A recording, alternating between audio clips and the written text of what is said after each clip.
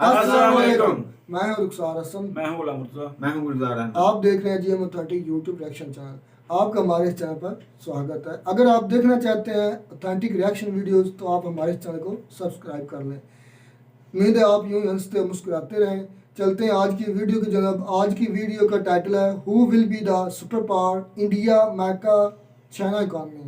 चलिए कल 2040 तक है। चलिए पहले देखते हैं वीडियो, फिर देते हैं अपना ऑथेंटिक रिएक्शन। हेलो दोस्तों, स्वागत है आपका एक नई वीडियो में। तो आज की यह वीडियो थोड़ी सी अलग है। आज की इस वीडियो में बात करेंगे उन कंट्रीज के बारे में जो कि रूल करेंगी इस दुनिया में आज से 20 से 30 साल बाद। पिछले 3-4 सालों में दुनिया में बहुत सी चीजें बदल गई हैं। पॉलिटिक्स, पावर, बहुत चेंजेस आए हैं दुनिया में। तो आखिरकार ये अगले 30 साल किस देश की किस्मत बदलेंगे और कौन से होंगे वो देश जो रूल करेंगे इस दुनिया में फ्यूचर में, जानते हैं आज के मौजूदा हालातों को देखते हुए। हेलो दोस्तों, मेरा नाम है दीपक, आप देख रहे हैं इट्स इनक्रेडिबल फॉर यू। तो आइए शुरू करते हैं।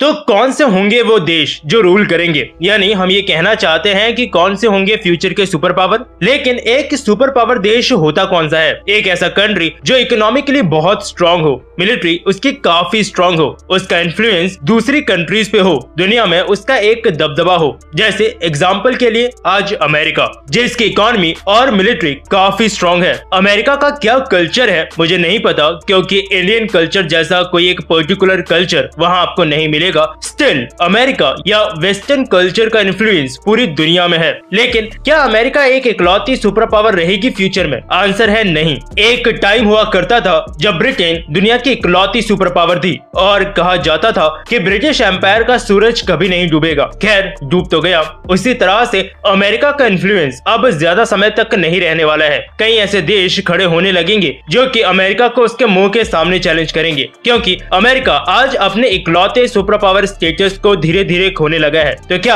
आज से 20, 25, 30 साल बाद अमेरिका सुपर पावर की लिस्ट में नहीं होगा? इसका आंसर है होगा, लेकिन इकलौता नहीं होगा। हिस्ट्री में अमेरिका को सुपर पावर बनाने में कुछ पर्टिकुलर सिचुएशन, साथ ही इनके लीडर्स का काफी अच्छा रोल रहा है। इसीलिए आज अमेरिकन डॉलर सिर्फ अमेरिका नहीं बल्कि पूरी दुनिया चलाता है। और इसी के बदौलत टेक्नोलॉजी, इकोनॉमी, मिलिट्री, इन सब में अमेरिका आज नंबर 1 पर है। लेकिन अमेरिका के पास आज एक चीज की कमी है, एक काफी स्ट्रॉन्ग लीडर की, जो कि इन्हें कुछ पास्ट में मिले थे, जो वापस ये इंश्योर कर सकते हैं कि अमेरिका दुनिया में फिर से वापस एक मजबूत पकड़ बनाए। आज भी अमेरिकन इन्फ्लुएंस वैसे पूरी दुनिया में है। कई ऐसे देश हैं जो ब्लाइंडली अमेरिका को फॉलो करते हैं और अमेरिका कुछ गलत नहीं कर रहा कि बोला जाए कि ये कंट्री का स्टेटस फ्यूचर में इस वजह से गिरेगा। लेकिन कुछ कंट्रीज अमेरिका के मुकाबले बहुत ही तेजी से ग्रो कर रही हैं। जैसे चाइना, सुपर पावर बनने का दम रखने वाला सबसे तगड़ा कैंडिडेट। अमेरिका के बाद यही कंट्री है जिसकी जीडीपी सबसे स्ट्रांग है, टेक्नोलॉजी में इन्वेस्टमेंट सबसे ज्यादा है, दुनिया की तीसरी सबसे पावरफुल मिलिट्री फोर्स है। और पिछले लगभग 40 सालों से दे दनादन मेहनत कर रहा था चाइना अपने स्टेटस तक पहुंचने के लिए। सबसे ज्यादा मैन्युफैक्चरिंग चाइना में होती है। एक हेयर पिन से लेकर बड़ी बड़ी गाड़ियों तक चाइना सब बनाता है। और इसीलिए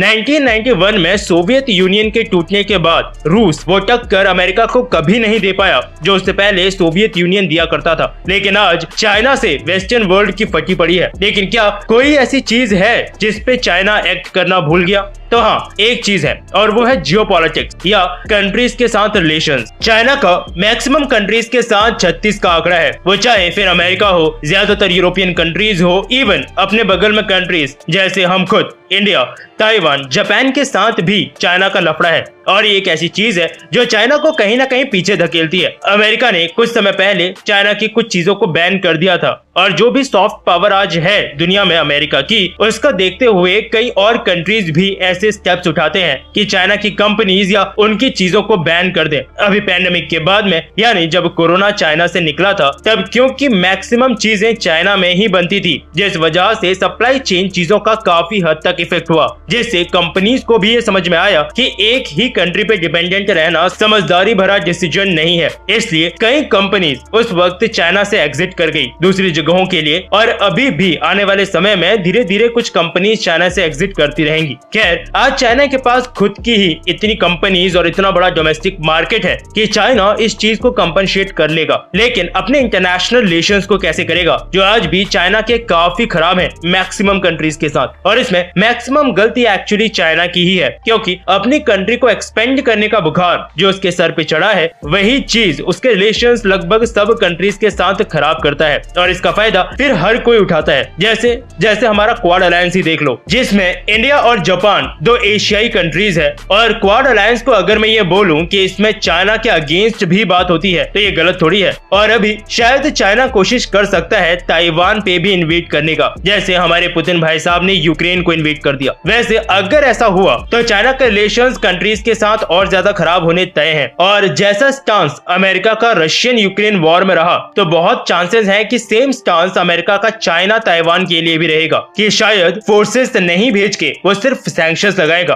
क्योंकि चाइना अमेरिका दोनों ही न्यूक्लियर पावर है और इसमें फायदा किसका होगा? ह्यूमैनिटी के तर्ज पे किसी का नहीं, लेकिन वैसे शायद थोड़ा बहुत भारत का, जो कि एक और कैंडिडेट है सुपर पावर बनने के लिए। लेकिन भारत पे जाएं उससे पहले मैं बात करूंगा एक ऐसी कंट्री की जो कि क्वाड का ही मेंबर है। जी हाँ, जापान। और जापान अगर फ्यूचर में सुपर पावर बना तो शायद किसी कंट्री को कोई बड़ी प्रॉब्लम भी नहीं होगी। एक छोटा सा आइलैंड कंट्री होने के बावजूद दुनिया की तीसरी सबसे बड़ी अर्थव्यवस्था है जापान। टेक्नोलॉजी आज हम भले ही 2022 में चल रहे हों, लेकिन जापान टेक्नोलॉजी के मामले में हमेशा से ही दुनिया से 10 साल आगे रहा है। बात करें सॉफ्ट पावर या कंट्रीज के साथ रिलेशनशिप्स की तो जापान के पासपोर्ट की रैंकिंग दुनिया में सिंगापुर के साथ पहले नंबर पर है। और शायद जापान आज दुनिया में सुपर पावर भी होता अगर वर्ल्ड वॉर 2 ने जापान को नहीं सुलाया होता। ये वही जापान है जिसने वर्ल्ड वॉर 2 में उस समय की वेस्टर्न सुपर पावर्स को कड़ी टक्कर दी थी। लेकिन यही चीज असल में आज जापान की सॉफ्ट पावर का कारण भी है। आज जापान की फॉरेन पॉलिसी में अमेरिका का काफी इन्फ्लुएंस है, जो होना भी है क्योंकि चाइना का एग्रेशन जापान के लिए भी वैसा ही है। साथ ही जापान मिलिट्री वाइज कहीं ना कहीं थोड़ा सा पीछे है, बस जो यही चीज जापान को एक सुपर पावर बनने से रोकती है।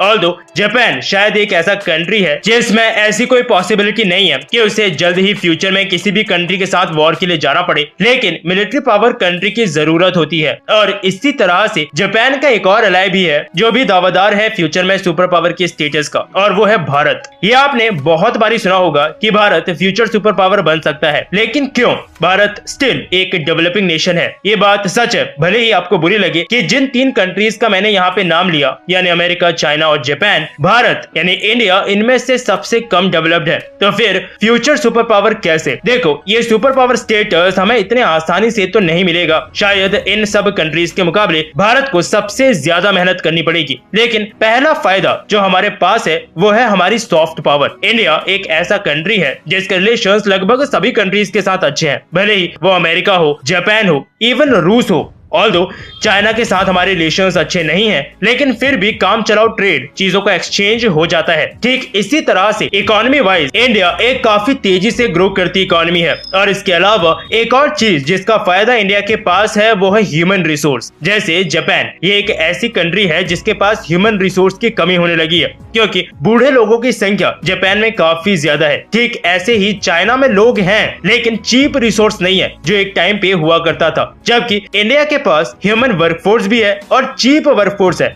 यानी परफेक्ट कॉम्बिनेशन जो कि कंपनीज को चाहिए होता है। मिलिट्री वाइज इंडिया एक स्ट्रॉन्ग कंट्री जरूर है, लेकिन अभी भी हमारे बहुत से वेपन्स, काफी सारे पार्ट्स बाहर से आते हैं। वैसे मेक इन इंडिया की वजह से हम काफी कुछ इंडिया के अंदर भी बना रहे हैं, लेकिन इम्प्रूवमेंट की गुंजाइश यहाँ अभी भी है। और कौन कौन सी चीजें हैं जिस पे इम्प्रूवमेंट की गुंजाइश है? तो इंफ्रास्ट्रक्चर, इसको तो मैं हर वीडियो में इंक्लूड करता ही हूँ क्योंकि इंडिया को एक अच्छे इंफ्रास्ट्रक्चर की बहुत ज्यादा जरूरत है। ये पहली चीज है जो कि देश में इन्वेस्टमेंट को अट्रैक्ट करती है। और जहाँ तक बात है इन्फ्लुएंस की, तो वो भी इंडिया का है वर्ल्ड फोरम पे। अपने कल्चर के दम पे इवन कई बड़ी कंपनीज के सीईओ इंडियंस हैं। काफी बड़ी कंट्रीज में बड़े पॉलिटिकल लेवल्स पे इंडियंस हैं, जिसकी वजह से एक अच्छी इमेज क्रिएट करने में ये चीजें काफी मदद करती हैं। तो मतलब चीजें सॉर्टेड हैं। मिलिट्री पावर भी है, इकोनॉमिकल पावर भी है, टेक्नोलॉजिकल पावर भी है और सॉफ्ट पावर भी है। तो हाँ, लेकिन हमें सब में अभी इम्प्रूवमेंट चाहिए। इकोनॉमी हो, इंफ्रास्ट्रक्चर हो, मैन्युफैक्चरिंग हो, सब में।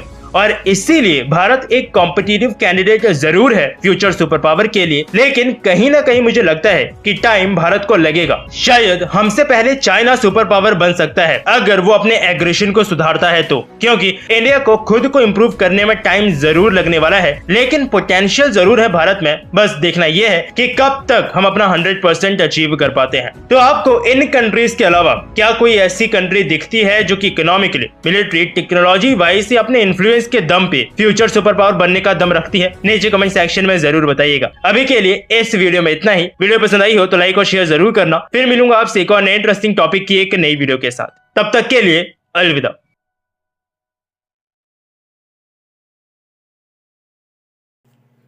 जी तो भाई रुखसार, बड़ी इंटरेस्टिंग वीडियो थी, बड़ी इंफॉर्मेटिव। मैं तो भाई ये कहूँगा कि जो चाइना है वो तो सुपर पावर इंशाल्लाह एक न एक दिन बनेगा, जैसे भाई दीपक भी कह रहे हैं। तो इंडिया भी इस रेस में है, वो कह भी रहे हैं कि ये अभी हमारा टाइम लगेगा। लेकिन मैं ये एक बात कह रहा हूँ कि जो जापान है भाई, वो बिल्कुल वो ठीक बात कह रहे हैं कि उसकी जो टेक्नोलॉजी है ना वो कमाल की है, बहुत तकड़ी, सबसे तकड़ी। मेरे ख्याल में आज जापान जो था ना वो सुपर पावर होता ऐसे अगर वो जो न्यूक्लियर वेपन्स जो थे वो बम गिराए थे सेकंड वार में, वर्ल्ड वार जो थी वो अमेरिका ने गिराए थे। अमेरिका ने उसमें ये जो पहली जंग अजीम लगी, फिर दूसरी जंग अजीम लगी, उसमें ये जापान के साथ कौन कौन था? मतलब के ये असल में ना इसमें जो जापान के साथ ना बहुत बड़ी मिसहैप हुआ था। हकीकत बात है कि ये अगर वो 2 बम ना गिराया गया उतना, आज ये सुपर पावर होता तो आज हकीकत बात है हमारे मुल्क मुल्क में जो भी जापानीज प्रोडक्ट्स है ना, आज से 50-60 साल पहले के भी है ना, तो वो भी चल रहे हैं, आज भी काम कर रहे हैं, आज भी उसी तरह से strong इतनी इनकी strong है इनकी जो है ना, टेक्नोलॉजी। technology। हकीकत बात है, इससे बिल्कुल भी दो राय नहीं है कि जापान की टेक्नोलॉजी, वो बता रहे थे 10 साल आगे, मैं तो समझता हूँ 20-25 साल आगे चल रहा है दुनिया से। उनके जो रोबोट्स ना, उनके जो अपना है मॉल्स, बड़े मॉल्स हैं, उनमें तकरीबन है रिपोर्ट्स काम कर रहे हैं। रोबोट्स का मतलब इतने एफिशिएंट एक है ना। बात की मुझे बात और अच्छी ये लगी। एक बात कर रहे थे कि जापान एटमी ताकत होता ना, सुपर पावर होता तो दुनिया में पूरा अमन और हाँ, खुशहाली इनकी जगह होती। असल में ये जो जापान का कल्चर है ना, ये दूसरों की इज्जत बहुत नहीं, देता है। अमन पसंद अमन है ना। पसंद यार है। एक ये देखे ना उनके, हाँ वो कह रहे हैं कि आर्मी नहीं है, फौज नहीं है, अमन पसंद है। फौज नहीं है उन्होंने बनाई। वो कहते हैं हमें खतरे नहीं है कि कोई जंग लगेगी या नहीं, कुछ ये है। भी मसला ये है कि वो जब अमेरिका ने अटैक किया था, जब इनकी शिकस्त हुई थी, तो तब ये एग्रीमेंट हुआ था कि आपने अपनी फौज नहीं देनी, हम आपको तोहफे देंगे। इस वजह से उनकी अपनी फौज नहीं, ये शायद अब कितनी देर तक चलता है, अभी तक उन्होंने अपनी मतलब फॉरेन पुलिस भी अपनी नहीं है, वो अमेरिका ही चलाता है उनकी फॉरेन पुलिस से, वो बता भी रहे थे। अच्छा। उनके इन्फ्लुएंस में है सब कुछ जो है ना अमेरिका, तभी तो नहीं अगर आज अमेरिका वो अपने इन्फ्लुएंस को छोड़ कर निकल जाए, वो अब खुद अगर अपनी फौज बनाए, अपनी फॉरेन पुलिस बनाए, तो नहीं, वो अगला कैसे मेरे किया? ख्याल में वो फॉरेन कैसे? प्लेस अमेरिका की चल या रही है। जब हारे थे ना वर्ल्ड वार 2 को में जापान को शिकस्त हुई थे, तो तब ये एग्रीमेंट हुआ था कि आप क्योंकि दोबारा उनको ये था कि हो सकता है दोबारा फिर ये अटैक ना कर दे, कमज़ोर हो गया था। मान रहे पर एक बम गिराया गया था, फिर 3 दिन बाद दूसरा बम गिराया गया था। ये बहुत तकड़ी थी, ये जो कौम है ना, ये जंगजू भी बहुत है, अमन पसंद भी बहुत है, लेकिन ये कौम जंगजू भी बहुत है, ये तकड़े बहुत हैं, ये जो बहुत ज़िद्दी किस्म के भी हैं। तो उसके बाद ये अमेरिका, ये जो पावर्स थी, उन्होंने मिलकर ये डिसाइड किया था कि आप अपनी नहीं बनाएंगे फौज, आप अपना कुछ भी नहीं बनाएंगे, हम आपका तहफ़्फ़ुज़ करें। अगर कोई दूसरा मुल्क आप पर अटैक करता है तो समझे कि वो हम पर अटैक होगा, हम आपको तहफ़्फ़ुज़ देंगे। ये अमेरिका हर तरफ ही बस उसका ये चलता है ना, रहा है। सिक्का चलता है। नहीं, अमेरिका के दिन अब गिने चुके। ये हकीकत है ये कि पंगे ले कर officially- या कमजोर हुआ है। ऑफिशियली चाइना डिक्लेयर नहीं हुआ, हाँ, लेकिन अभी मुझे जब- लगता है कि इस वक्त दुनिया, सुपर पूरी पावर दुनिया में सुपर पावर चाइना की है। चाइना है। अमेरिका तो नाम को उसके ही में ज्यादा कमी नहीं चल वाकई रहा। यही है जो भाई बता रहे थे कि वो थोड़ा सा एग्रेशन है, वो साथ के हर ममालिक मुल्क अगर के साथ अमेरिका का पंगा अगर चल वो रहा है। अपने हमसाय ममालिक के साथ थोड़े से एग्रेशन कम करे अपना, और तल्लुकात अच्छे करे और ज़रा बेहतर करे। वो असल में जो उनके इलाके थे ना, वो क्लेम करता है कि ये भी हमारा इलाका, ये भी हमारा इलाका। उसकी अच्छा, वजह से- जापान में एक और चीज मैंने देखी कि वहाँ पर भाई जो नौजवान तबका है ना, उसकी बहुत कमी है। बहुत कम वहाँ पर जो लोग हैं वो ज्यादातर बूढ़े हैं। उनकी जो नई जनरेशन है ना, मेरे ख्याल में उन्होंने क्या मनसूबाबंदी की है या क्या किया है, नई जनरेशन वो तैयार ही नहीं कर सके। ये मैंने बयान भी मौलाना साहब का सुना था कि सबसे ज्यादा जो न्यू जनरेशन है ना, वो जो यूथ की जो पावर है वो पाकिस्तान के पास है। तो हमारे मुल्क पर अल्लाह का करम है कि जवान है। हर घर 5-5 6-6 बच्चे होते हैं। तो वहां पर जो जापान है, वो वहां पर जो बच्चे हैं ना भाई, वो नजर ही कोई नहीं आता। वो कि कोई गया था आलम वहां पर जापान में, तो वो कहते हैं बच्चे हमें दूर दूर तक कोई नजर नहीं आता था, बूढ़े बूढ़े नजर आते हैं, जवान भी बहुत कम है। तो पता नहीं उन्होंने ये क्या किया है। असल में रकबे के लिहाज से मेरे ख्याल बात आबादी नहीं- कंट्रोल की है। असल में उनकी जो है ना उधर रकबा थोड़ा किया गया। जो हेल्थ के हैं अपने पैरामीटर्स वो बहुत बेहतरीन है।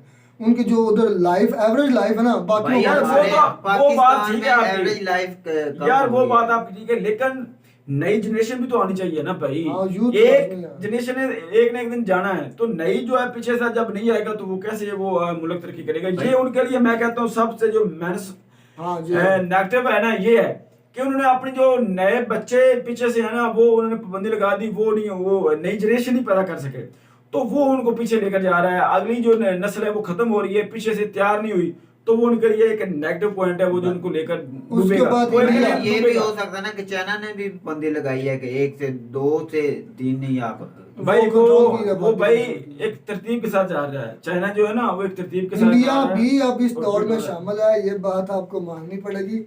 उधर भी वाकई पोटेंशियल बहुत है, जो जिस तरह भाई बात कर रहे थे। इंडिया भी अब इस रेस में शामिल हो चुका है। लेकिन अभी काफी वक्त लगेगा। लेकिन इंडिया को ग्राउंड टाइम पे लगेगा। जो चाइना है ना इस वक्त मैं तो मान रहा हूँ कि सुपर सुपर पावर पावर बस डिक्लेयर नहीं हो रहा। ऑफिशियली डिक्लेयर नहीं हो रहा। लेकिन इंडिया जिस रास्ते पे निकल पड़ा है ना, वो भाई एक ना एक दिन सुपर पावर की दौड़ में शामिल हो जाएगा। अभी दौड़ में भी नहीं शामिल हो सकता।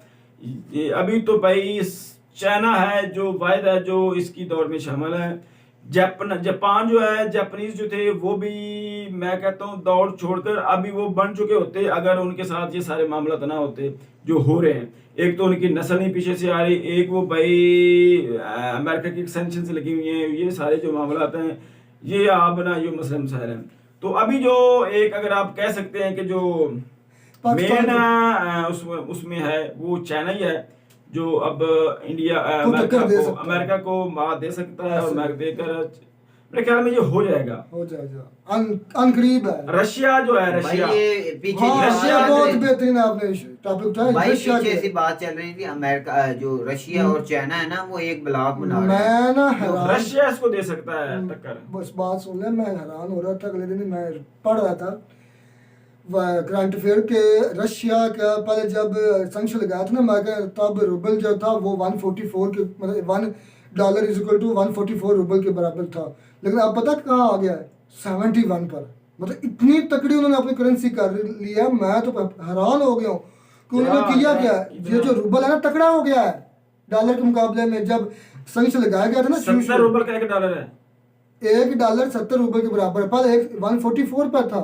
अब पता नहीं उन्होंने क्या स्ट्रेटजी अपनाई है, लेकिन मेरे ख्याल में उन्होंने कमाल कर दिया रशिया ने कि उन्होंने कहा कि आप जो दूसरे मालिक हैं उन्होंने कहा कि आप हमारी करेंसी में खरीदेंगे, जो खरीदेंगे गैस खरीदेंगे तब, आई खरीदेंगे तब। तो भाई अपनी करेंसी को चाइना भी ये कह यही कर रहा रहा है है। ना, चाइना अपनी लैंग्वेज मदर जबान को अपने जो उनका जो उनकी करेंसी जो भी है उसको वो बात ये है ना कि भाई आप अपने बात वही आ जाती है कि भाई अब अगर आप कुछ करना चाहते हैं ना तो भाई आपको ऊपर उठाना पड़ेगा, कुछ करके दिखाना पड़ेगा यार, कुछ बनाओ यार अपने मुल्क। ये देखे ना आप कोई ऐसी चीज तैयार कर लेते हैं, उसको आप शो करते हैं और वो एक ऐसी चीज होती है जो जिसकी सारी दुनिया को जरूरत हो, तो भाई आप कहेंगे कि भाई हमें आप हमारे हमारे करेंसी में दें और जो भी सारा कुछ हो आप अपनी जो रुपया है उसकी कदर को बढ़ाएंगे कि आप हम इतने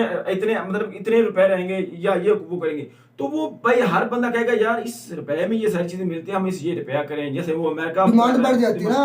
तो आप अपने रुपए को इस तरह आप इंक्रीज उसकी जो करेंसी की वैल्यू है यही किया रशिया ने। भाई मेरी बात सुने ना, पूरा जो यूरोप है वो पूरा यूरोप रूस से ही लेता है, गैस भी लेता है, अनाज भी उधर से लेता है। तो भाई आप कुछ करेंगे तो ये होगा ना। जब आप कुछ करेंगे नहीं तो कुछ भी नहीं होगा। ऐसे आप जब मांगते फिरेंगे भगाए रहेंगे तो आप कुछ नहीं कर सकते, कोई भी इज्जत नहीं करेगा आपकी। तो भाई अब मेरे हिसाब से तो भाई चाइना जो है इस रेस में शामिल है, इंडिया थोड़ा सा पीछे है और मेन जो है रशिया और चाइना, ये इंडिया अमेरिका को भाई एक कोने पे लगा सकते हैं अगर ये मिल जाएं, और साथ ये एशियन जो कंट्रीज हैं एशियन कंट्रीज भाई ये ब्लॉक बने और चाइना और रशिया इधर के तो बने। यही थी जी आज की हमारी एटमी वीडियो। ताकत उम्मीद करता हूँ कि आपको मेरी वीडियो पसंद आएगी। वीडियो पसंद है तो वीडियो को लाइक करें, शेयर करें, हमारे चैनल को सब्सक्राइब कर दें। मिलते हैं अगली वीडियो में किसी नए टॉपिक के साथ, तब तक दीजिए इजाजत।